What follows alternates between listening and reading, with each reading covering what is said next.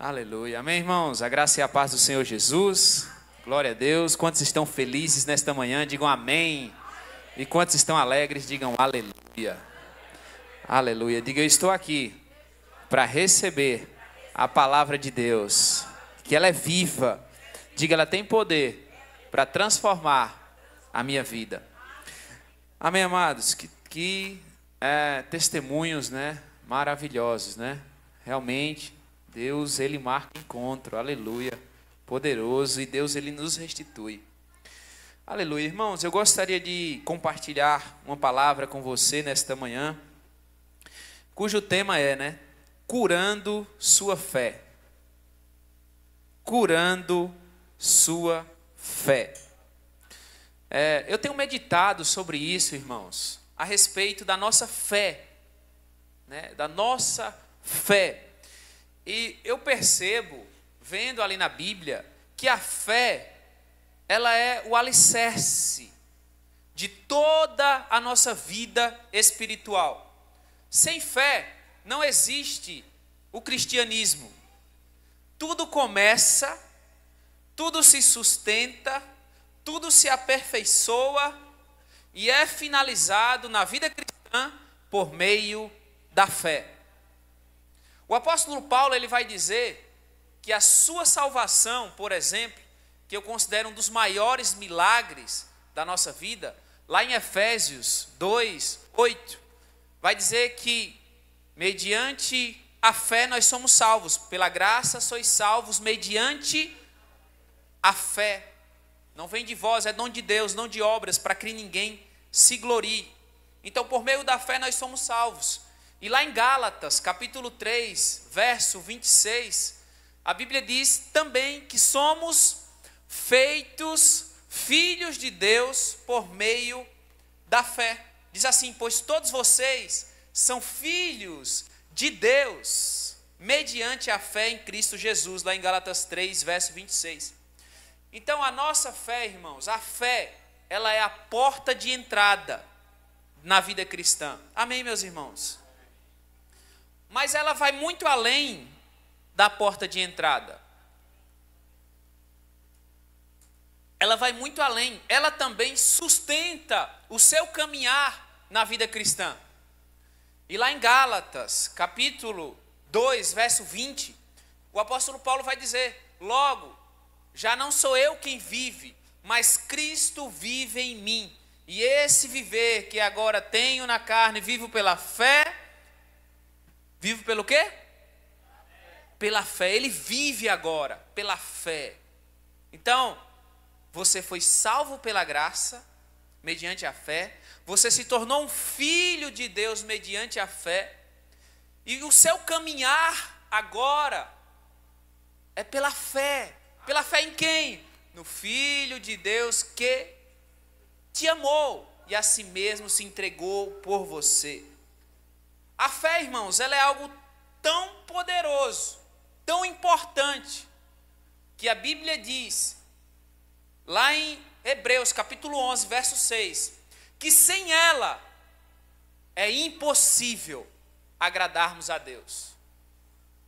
Olha que coisa impressionante, né? De fato, o que é que diz? Sem fé é impossível agradar a Deus. Então, eu poderia dizer, sem medo de errar, que a fé é uma das verdades mais supremas da vida cristã. É uma das verdades mais supremas que nós devemos fundamentar a nossa vida. A fé é tão importante que o grande apóstolo Paulo, ele vai falar lá em 1 Coríntios 13, 13, que tem 3 coisas que são eternas. 3 coisas. E uma delas, ele vai dizer, olha, agora, pois, permanecem a fé, a esperança e o amor. Estas 3, porém, a maior destas é o amor. Veja, a maior é o amor, mas as 3 são eternas. A nossa fé, a fé, ela é eterna. Tudo vai passar, os dons de línguas, tudo que você vê vai passar. Mas tem 3 coisas que vai permanecer. E uma delas, é um tripé, tá? E uma delas é a fé. E por que eu estou te falando isso?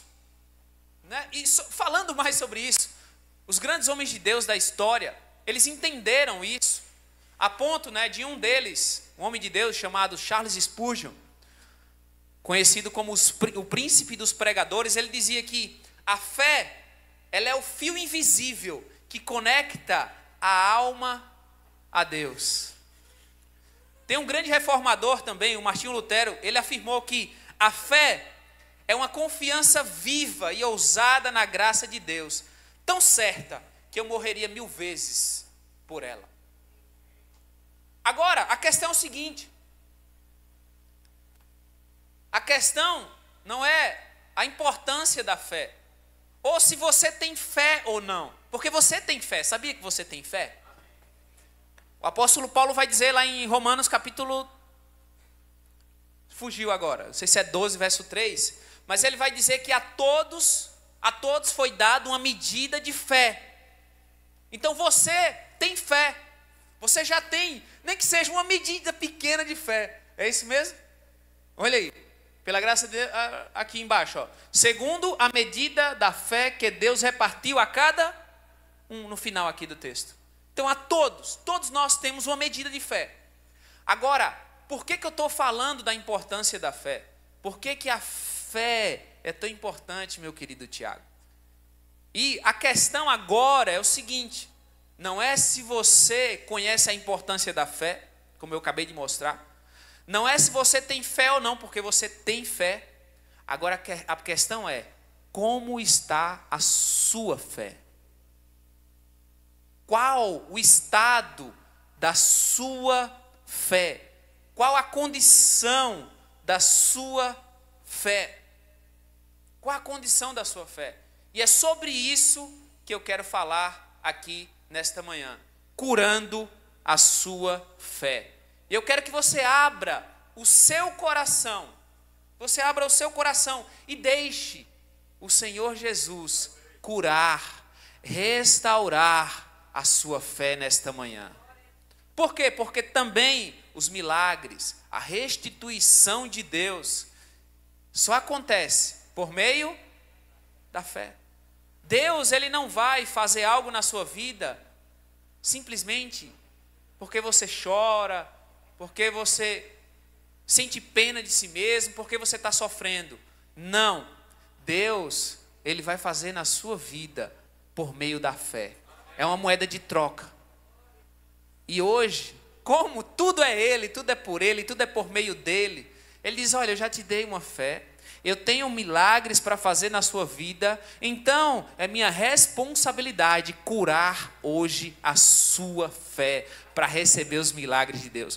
Quantos estão abertos aqui para receber cura na fé? Você sairá daqui hoje curado da sua fé. Você vai sair daqui hoje cheio, vivo. Jesus, com seu olhar terno de amor, ele vai curar a sua fé. Quantos creem nisso, eu digo amém. E o texto que eu gostaria de ler com vocês está lá em Mateus capítulo 12, versículo de número 9. Até o verso 14. Mateus capítulo 12, verso 9 ao 14. Diz assim: Tendo Jesus partido dali, entrou na sinagoga deles. Achava-se ali um homem que tinha uma das mãos ressequida. E eles então, com o intuito de acusá-lo, perguntaram a Jesus: é lícito curar no sábado? Ao que ele respondeu: qual dentre vós será o homem que, tendo uma ovelha, e num sábado, esta cair numa cova, não fará todo o esforço tirando-a dali?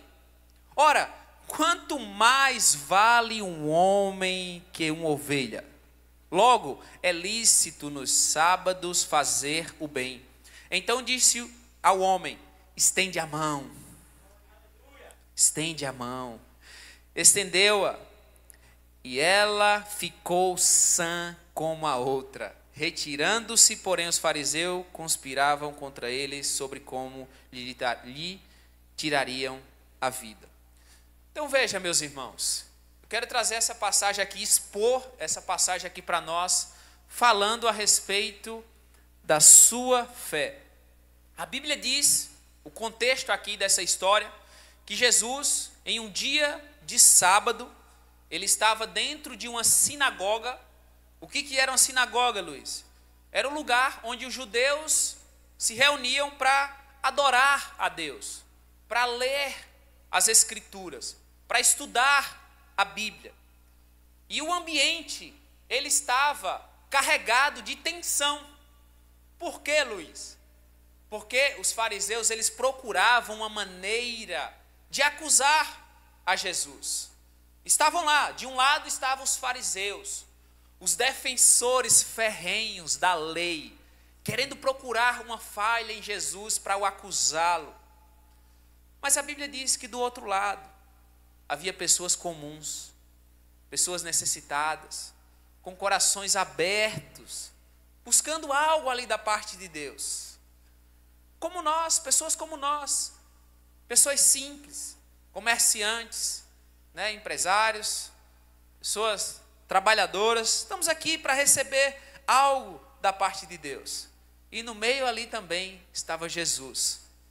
E no meio desse cenário, irmãos, a Bíblia diz que aparece um homem ali que tinha uma mão ressequida. Uma mão ressequida. Algo aparentemente ali invisível para a sociedade.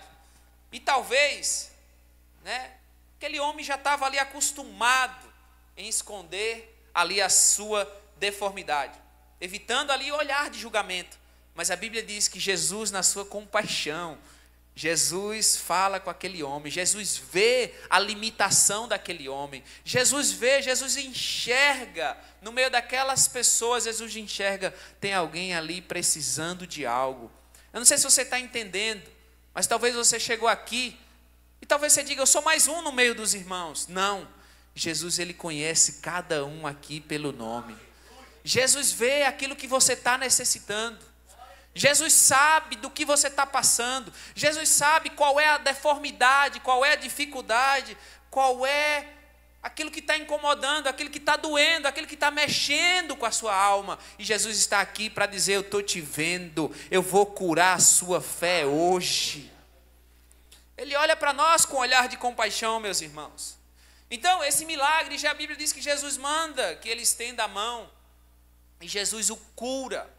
Então eu quero que você enxergue esse milagre aqui da parte de Deus, não apenas como uma cura física, porque todos os milagres de Jesus, usando a linguagem da pedagogia, eles são pedagógicos, eles têm uma lição, eles têm algo a nos ensinar.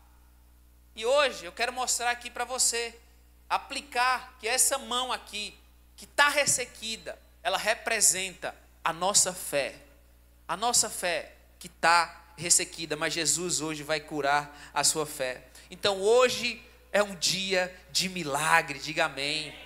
Hoje é dia de milagre, hoje Jesus te trouxe aqui para curar você, para curar a sua fé, para que você receba os milagres da parte dele. Amém, meus irmãos? Então vamos ver aqui, queria começar com você, o significado de mãos. Que aquele homem ali, a Bíblia diz que ele estava com a mão ressequida. Então qual que é o significado de mão aqui nesse contexto, de mãos? Então, na nossa vida diária, as mãos elas carregam um símbolo profundo. Por quê? As mãos, elas são como ferramentas para criar, para realizar, para conquistar. Com elas, nós seguramos tudo aquilo que nós almejamos. Você já percebeu que tudo que foi criado, ou pelo menos a maior parte das coisas físicas, elas foram criadas através das mãos? Aí você diz, não, mas e a tecnologia? Porque hoje tem lá os processos. Mas para fazer aqueles processos, para fazer aquelas máquinas, alguém teve que usar a mão. E se você chegar no fim, alguém teve que usar as mãos. Amém, meus irmãos? E sem mãos, irmãos, nós nos sentimos impotentes. Imagina alguém com as mãos amarradas ou debilitadas. Você sente um senso de incapacidade. A incapacidade toma conta de você, você não consegue fazer muitas coisas. Não é por acaso que quando a polícia ela quer subjugar alguém, o que ela faz? Coloca a mão para trás e prende. Acabou, o cara está subjugado, irmãos. Está subjugado. Você veja só, né? Então, uma mão ressequida não é apenas disfuncional, ela é uma deformidade. Ela perdeu sua forma original, sua essência. Quem vive com a mão doente tende a esconder a fraqueza, evitar a exposição. E não é assim muitas vezes, meus irmãos, com a nossa fé. Você está aqui, você passa a impressão que está tudo bem. Mas só e você e o Senhor sabe. Só o Senhor e você sabe. Senhor, minha mão, minha fé, Senhor, está com essa mão ressequida, não consigo crer, Senhor. Me ajuda, minha fé está deformada. Eu preciso de uma intervenção do Senhor para que eu possa de fato acreditar, Senhor. E perceba que a expressão da fé, pode colocar lá, Alessandro, por favor, no texto do versículo que fala que ele tinha a mão ressequida, no verso anterior. Observe que não é uma fé ressecada, ou melhor, a mão ressecada. É uma mão ressequida. Pode voltar, Alessandro, o texto aí. Pode voltar. Volta. Olha aí, ó, é uma mão ressequida. Não é uma ressecada, porque ressecada, você coloca um hidratante ali e resolve. Mas ele tinha a mão ressequida. Isso é muito mais profundo, irmãos. Isso é muito mais profundo, porque ressecada é algo ali mais superficial, como eu falei. Você coloca um hidratante e resolve. Mas a fé ressequida é muito grave. A mão, ela perdeu o movimento, ela atrofiou, ela está rígida, ela engruiu. Ela não tem vida. Então, talvez assim esteja a sua fé. Está ressecada, precisando de um cuidado momentâneo ali. Ou está ressecada, atrofiada. Sabe, como está o estado da sua fé? Esse é o ano da restituição. Mas como está a sua fé para crer realmente nos milagres de Deus? Então, a fé nossa é como essa mão, é como as mãos espiritual. Porque a mão no mundo físico nos permite pegar, segurar, lutar, nos defender. E no mundo espiritual é a nossa fé que desempenha esse papel. Quantos compreendem o que eu estou dizendo, meus irmãos? Então, é com a fé que nos apropriamos das promessas de Deus. Pela fé obtiveram promessas, de lá em Hebreus capítulo 11. É pela fé que lutamos contra o diabo. Utilizando ali, lá em Efésios capítulo 6, uma das nossas armas, qual que é, meu irmão? O escudo da fé. Você luta contra o diabo com a sua fé. É com a fé que defendemos, que lutamos contra as setas e as dúvidas que o diabo lança na nossa mente, né? Mas o que acontece quando a nossa fé está ressequida? Sentimos que não seguramos nada. Você já tentou segurar um sonho, uma promessa? A gente está falando aqui, sabe, de promessas, de restituição, mas muitas vezes você não consegue segurar. E quando eu falo segurar, você não consegue crer, você não consegue se apropriar. Você diz, é difícil demais. E a pergunta é, por quê? Porque a sua fé está ressequida. A impotência toma conta, como eu já falei. Imagine, irmãos, olha só. Deixa eu usar uma analogia aqui com vocês. Presta atenção. Imagina um plantio gigantesco, né? O tamanho de um campo de futebol. Vamos usar para ficar visível na sua mente. Um plantio de milho. Está pronto para a colheita, Tiago. Está pronto para a colheita, pastor Cabral. Está aquelas espigas, sabe, grandonas. Está cheio. A colheita está pronta. Está pronto ali para ser colhido.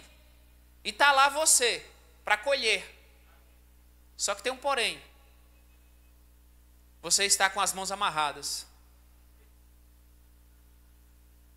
Como que você vai colher, meu irmão?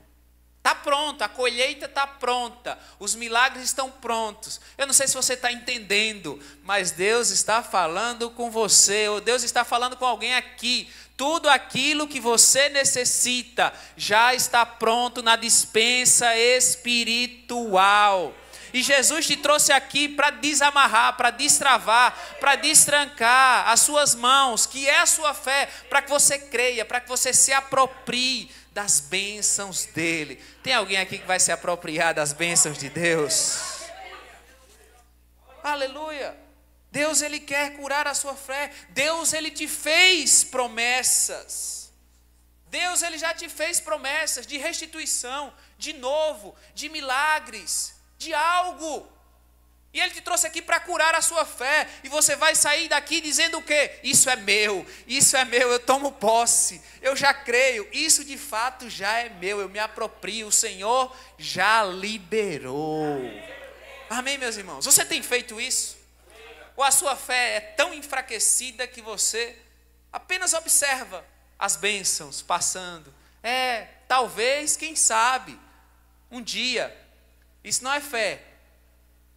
Isso é uma coisa boa também, que é a esperança. Há uma diferença entre fé e esperança. A esperança está relacionada a algo futuro. É algo que você espera que aconteça futuramente. Por exemplo, a volta de Jesus. Você tem fé ou esperança que ele vai voltar? Esperança. Ele vai voltar, um dia ele voltará. Não é fé. O que é fé, meus irmãos? A fé é o que a Bíblia diz, é a convicção de fatos, é a certeza, é a convicção de fatos que você não vê. Em outras palavras, a fé atua no agora, já aconteceu, isso é meu, eu não estou vendo, não sei explicar, mas se o Senhor falou, eu creio no que Ele falou, então eu tomo posse, isso já é meu. Você vai sair daqui declarando, isso já é meu, o Senhor já me deu e eu me aproprio. O que é fé, meus irmãos? Fé é você acreditar nas promessas de Deus para você. Imagina comigo, olha para cá. Olha só, fé é você acreditar nas promessas que Deus fez para a sua vida. Tanto escritas, mas também coisas que Deus falou ao seu coração. E é você crer sem duvidar. Então imagina comigo. Imagina que o pastor Cabral aqui, aleluia. Ele diz para você, olha, eu estou te dando uma viagem de férias, aleluia. Tem alguém aqui que aceitaria essa viagem?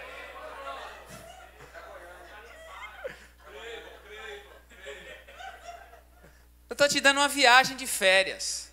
Aí eu pergunto para você, como que você agiria? O que você iria fazer? Você iria reservar o hotel, você escolheria o lugar, você talvez já começasse a arrumar as suas malas. Isso se você de fato acredita na palavra dele. Se o pastor Cabral falasse aqui, quantos acreditariam? Eu acreditaria. Eu acreditaria, não fale não, pastor. Amém. Agora veja só. Então você agiria como se já fosse realidade. Isso é fé, porque você creu na palavra dele. Agora, preste atenção, olha para cá. Quantas promessas Deus já te fez, que já te deu, que você já conquistou. E você age como se vai acontecer e não como se já fosse. O convite de Deus para você hoje é: haja como se já fosse realidade. Porque de fato é no mundo espiritual, meus irmãos. O Senhor já te deu, a despensa celestial está repleta daquilo que você precisa. Se Deus, Ele entregou o seu Filho, Ele vai negar coisas que você necessita aqui na terra, meus irmãos? Não vai. Aleluia. Mas muitas vezes estamos com a fé ressequida. Quem tem uma fé ressequida não pode lutar. Não pode lutar, o diabo ataca. E você não consegue se defender. Você não consegue atacar o diabo. Imagine um soldado que vai para a guerra. Está lá na guerra e ele pode pegar uma espada, né, para lutar, digamos que fosse época de espada, só que tem um problema, a mão dele está atrofiada. Ele não vai conseguir levantar a espada. Por quê? Qual que é uma das nossas espadas? O que é a espada na palavra de Deus, irmãos? É a palavra de Deus que você usa contra o diabo, foi isso que Jesus fez. Mas quando nós temos a nossa fé ressequida, atrofiada, nem isso nós temos fé para fazer de fato. Nós olhamos tanto as circunstâncias que não cremos nisso. Diga misericórdia. Então como que você está no meio da batalha? A batalha é certa. Vivemos uma batalha, a guerra da fé. Mas como que é a sua postura? Você tem usado a palavra de Deus para se defender? Você tem fé para isso? Uma fé ressequida, ela não retém as bênçãos de Deus. Quantas bênçãos Deus já te deu E você não consegue segurar. Igual a nossa querida irmã aqui, qual que é o nome dela? Yolanda, né? Deus deu uma bênção para ela, quase que ela solta. Não é verdade, meus irmãos? Isso, quando nós temos a fé ressequida, Deus dá as bênçãos para nós. Mas por uma coisinha ou outra a gente solta a bênção de Deus. Olha para isso, que coisa séria. Mas glória a Deus pela Yolanda, ela segurou, ela agarrou, ela se apropriou da bênção de Deus. Amém, Yolanda? Quantas bênçãos Deus já te deu, meu querido, e você soltou. Você soltou. Por causa de um coração incrédulo, nós deixamos muitas vezes escapar a bênção. Então, quantas vezes você já perdeu algo que Deus já colocou nas suas mãos, porque a sua fé estava enfraquecida? Quantas vezes? Talvez um sonho, uma visão que Deus te deu. Você não sonha mais por causa da fé ressequida. Uma oportunidade, um relacionamento, mas Deus, Ele te trouxe aqui porque Ele quer curar a sua fé. Amém, meus queridos? Uma fé ressequida é uma fé deformada pela enfermidade. A mão ressequida, ela perde a sua forma ali original. Ela se torna uma deformidade, algo que não funciona como deveria. Ela distorce a nossa fé quando nós estamos com a fé ressequida. Olha só, ela distorce a nossa visão espiritual. A gente deixa de ver as promessas e começamos a ver os problemas, as dificuldades. Quando estamos com a fé defeituosa, ressequida, nós até começamos como Pedro. Se és tu, Senhor, manda-me ir até ti. Vem, Pedro, e Pedro vai. Aí de repente, no meio do caminho, a fé dele vai ficando ressequida. E ele começa a olhar para os ventos. Ele começa a olhar para a tempestade. E a Bíblia diz que foi que ele fez? Afundou. Mas Jesus não deixou ele lá. Jesus foi lá e segurou ele. Porque ele orou: Senhor, salva-me. Salva-me, Senhor. Quando temos a fé ressequida, nós distorcemos a nossa visão espiritual. Deixamos de olhar para as promessas e olhamos os problemas. Um exemplo dos espias. Eles foram espiar a terra. 10 deles trouxeram um relatório negativo. É uma terra de gigante. É uma terra que devora os seus moradores. Muito gigante. Por quê? Porque a fé deles estava defeituosa. Mas qual foi a postura de Josué e Caleb? Eles acreditaram. A fé deles estavam curadas. Ele disse: se o Senhor é por nós, irmão, a gente vai devorar esse povo aí como pão. Aleluia, meu irmão. A fé, né? A fé, ela molda a sua postura de vida. Ela molda. Ao invés de você caminhar, sabe, muita gente, irmãos, ao invés de caminhar como vencedor em Cristo, ele começa a viver como alguém derrotado, mesmo já estando ali disponível para ele. Então, isso acontece com quem tem a fé ressequida. Anda debaixo de opressão, mesmo sendo livre. Imagina um preso, você preso dentro da cadeia, está repreendido, e a cela aberta. Imagina a cela aberta e você lá preso. Não, eu vou ficar aqui. E alguém diz: sai daí, rapaz. Você: não, vou ficar aqui, está bom demais aqui. Ou seja, né, Jesus já te libertou. Sai de dentro da prisão, irmão. Você é livre. Aleluia. Não se conforme com o fracasso, porque Deus chamou você para viver uma vida vitoriosa. Levante-se. Pare de viver na miséria espiritual. Você é herdeiro de Deus e co-herdeiro com Cristo. E sabe o que é pior, meus irmãos? É que tem irmãos que eles nem percebem que precisam de cura na sua fé. Eles vão levando, empurrando com a barriga. Muitas vezes nós somos assim, meus irmãos.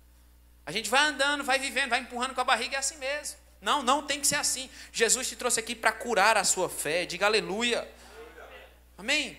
Agora, por que Jesus quer curar a sua fé? Por que Jesus quer curar a sua fé que está ressequida? Se porventura estiver. Queria chamar a Catherine para o teclado aqui, Catherine. Por quê? Eu quero falar para você, hoje é um dia de milagre. Jesus ele deseja restaurar a sua fé, trazer descanso para a sua alma, devolver aquilo que está paralisado na sua vida. Amém, meu irmão?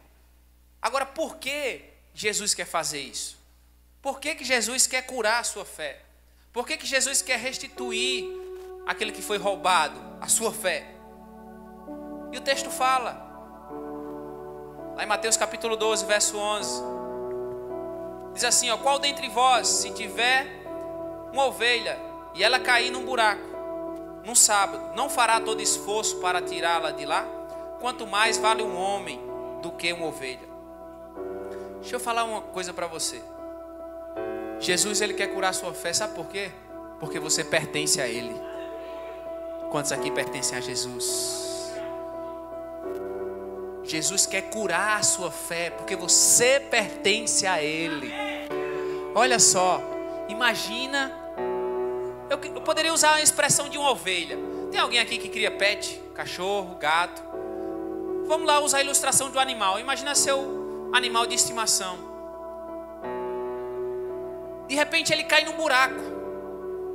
Ele cai no buraco, ele está lá grunhindo, chorando, esperneando, está lá ferido, lá na cova, lá no buraco.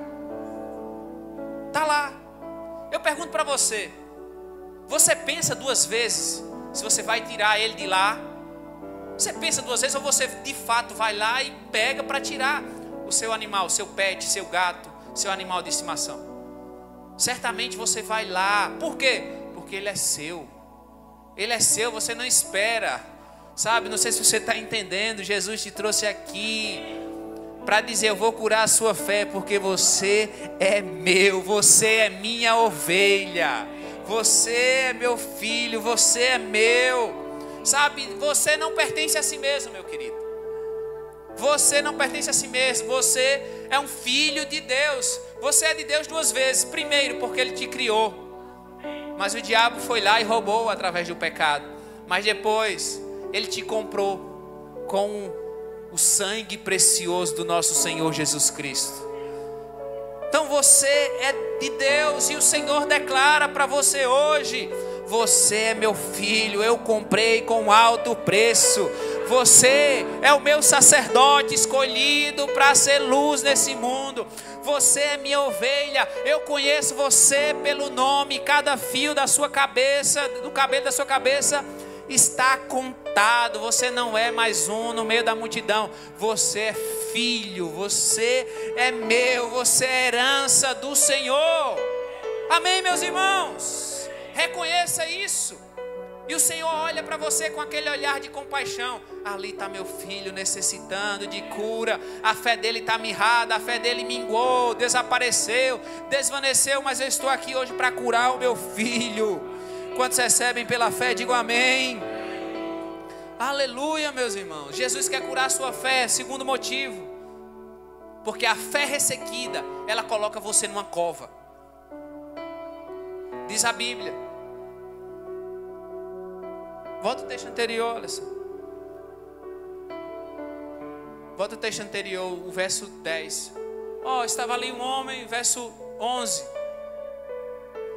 Qual dentre vós será o homem que tendo uma ovelha no sábado, esta cair numa cova? A fé ressequida, ela nos coloca, irmãos, numa cova. O homem com a mão ressequida, ali, naquele contexto, ele representa isso. A sua fé atrofiada o havia colocado em um lugar de paralisia. Você numa cova, num lugar estreito, apertado, você não se move. Você está ali sozinho numa cova, cansado, oprimido. Então quando a nossa fé está ressequida, nós vivemos nesse lugar. Vivemos presos, incapazes de avançar, cansado na nossa alma. Sua fé não se sustenta. Cada dia parece mais pesado do que o anterior. Você começa a se conformar com a cova. Aquele lugar de dor parece até ser a sua realidade. E os fariseus perguntam para Jesus: olha, é lícito curar no dia de sábado? Aí Jesus fala isso: olha, se uma ovelha está numa cova, em outras palavras, se meu filho está ali necessitando de algo, meu querido, não importa o dia, não importa se é sábado, domingo, segunda, terça, eu vou até ele, porque ele é meu. Porque a fé ressequida coloca ele numa cova. Falta-lhe descanso, E aqui vai uma verdade sobre a fé ressequida. Quando você tem uma fé ressequida, falta descanso para a sua alma. Quantos de vocês estão aqui entre nós, irmãos, sempre cansados na sua alma, não sabe explicar, tanto no corpo como na alma, não tem vigor para orar, vai orar aquela oração, sabe, aguada, xoxa, seca, deformidade na fé, não tem aquela vida, aquela intensidade. Quantos de vocês aqui, irmãos, quantos de nós temos andado cansados diante do Senhor na nossa alma? E lembre-se, o descanso não é o sábado, o descanso é uma pessoa, é Jesus Cristo. E Jesus, ele tem compaixão de você, ele olha para você e diz assim: filho, eu sei que você está cansado, eu sei que a sua fé está mirrada, eu sei que a sua fé está ressequida, eu sei que tem dias que você não consegue orar, que você não tem forças para crer, mas eu te trouxe aqui para curar a sua fé. E o Senhor fala para você hoje: vinde a mim, todos vós que estáis cansados e sobrecarregados, que eu vos aliviarei. Aprendei de mim, que sou manso e humilde de coração, e achareis descanso para as vossas almas. Oh, meu Jesus. Jesus quer curar a sua fé porque você tem um grande valor. Ele diz no verso 12: quanto mais vale um homem do que uma ovelha. Vou mudar agora. Quanto mais, agora, depois que ele ressuscitou, quanto mais, Tiago, vale um filho do que uma ovelha. Quanto mais vale. Sabe, Deus quer curar a sua fé, porque você, primeiro, pertence a Ele.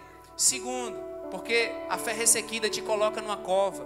Terceiro, porque você tem um grande valor. Aleluia. Você enxerga o valor que você tem para Deus. Quando Deus olha para você, filho, Ele não vê simplesmente você, de fato. Ele vê a justiça de Cristo em você. Oh, meu irmão, não se veja como mais um no meio da multidão. E eu não estou aqui para falar simplesmente uma palavra para... Como é que eu poderia dizer, né? Colocando o homem no centro. Não, mas é um fato. Deus é apaixonado por você, meu querido. A Bíblia diz que Deus amou o mundo de tal maneira que deu o seu único filho, para que todo aquele que nele crê, ou seja, tenha fé, não pereça, mas tenha vida eterna. Sabe, Deus ama você, meu querido, de uma forma especial. Eu pergunto para você, se eu pegar aqui uma nota de R$100, vamos imaginar no Banco Central, pega uma nota que acabou de ser feita, novinha, intacta, perfeita, cheirosa, tá limpa, R$100, coloco aqui. Do outro lado eu pego uma nota de R$100 que está amassada, rasgada um pouquinho, suja, tá lá, deformada, amassada. Eu coloco as duas. Eu pergunto para você, qual que tem mais valor, meu irmão? Qual que tem mais valor, a limpa ou a que está amassada? As duas têm o mesmo valor. Sabe, aqui tem pessoas que estão com a fé lá em cima, aleluia, mas tem aqueles que estão com a fé ressequida, amassada. Tem alguém aqui, meu irmão, que está destruído por dentro, pelas circunstâncias, pelos problemas, pelas dificuldades. Mas não inválida, você é filho amado de Deus. A palavra do Senhor fala para você lá em Jeremias 31, verso 3. Com amor eterno eu te amei, por isso com bondade te atraí. Aleluia, o coração de Deus, ele pulsa por você, meu querido. Você é filho amado. Sabe, ele é aquele pastor que deixa as 99 para ir atrás da que se perdeu. Ele é aquele pai que o filho foi embora e quando o filho volta, ele avista de longe e ele corre e abraça e beija e põe um anel no dedo e põe uma sandália e manda matar um novilho cevado e diz: vamos fazer uma festa porque meu filho estava perdido e foi achado, estava morto e reviveu, ele voltou, vamos festejar. Esse é o coração de Deus por você. Ele não desiste de você, meu querido. Ele é aquele Senhor que mesmo quando Pedro nega 3 vezes, Ele vai até Pedro, volta lá para restaurar Pedro e diz assim: Pedro, tu me amas?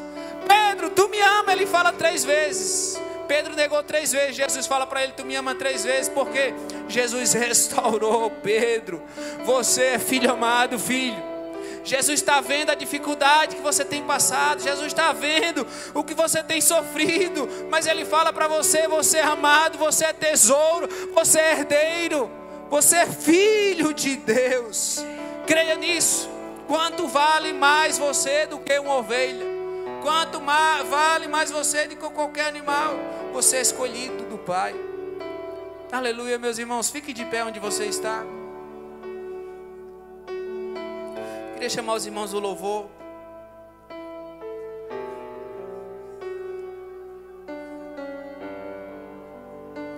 Como Jesus vai curar? A gente não encerrou, tá? A gente vai para a parte final aqui.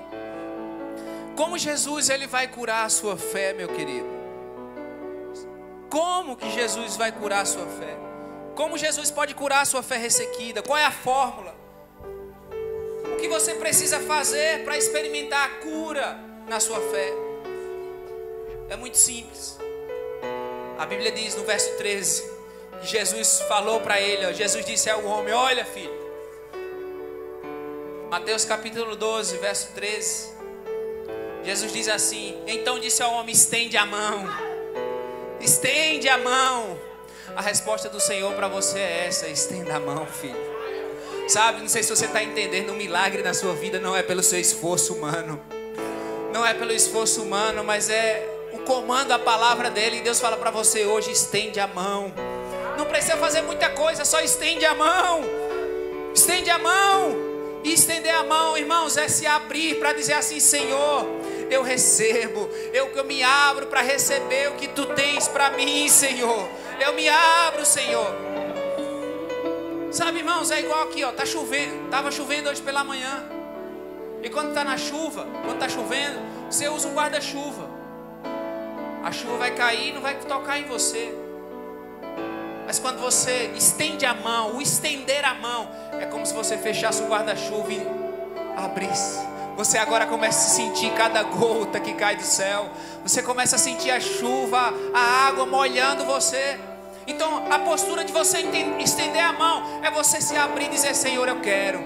Senhor, eu recebo. Senhor, isso é para mim. A minha mão está mirrada, a minha fé está fraca. A minha fé, Senhor, está ressequida, Senhor. Mas eu estendo ela para o Senhor. Estender a mão é se apropriar das promessas de Deus. Estender a mão é você, sabe, irmãos, exercitar a sua fé. E Deus, Ele te convida hoje para estender a mão para receber dEle.